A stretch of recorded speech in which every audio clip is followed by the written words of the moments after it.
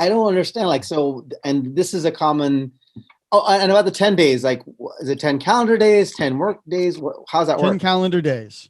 And then it gets bumped over if the 10th day falls on a Saturday or Sunday, but I never want to mess with it. I mean, I fax a hearing request as soon as the client retains me.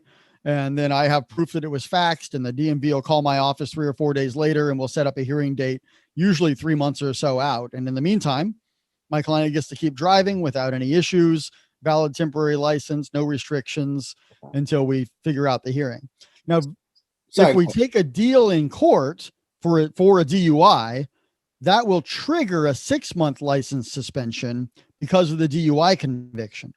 So very often what we're doing in a case is, if we know that we're likely to take a deal in court, we're going to delay the DMV hearing until, I hope no hearing officers are listening to my tactics here, but we're going to delay the DMV hearing until we resolve the court case. And then I'll fax another letter to the DMV and say, oh, unfortunately, my client just took this conviction in court, which we know is going to lead to a 6-month suspension.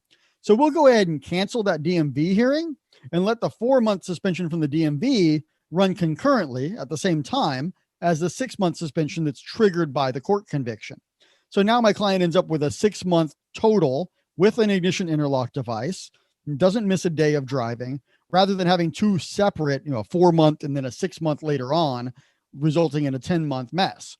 So, there's a lot that an attorney can do to just coordinate those things is super helpful to a client.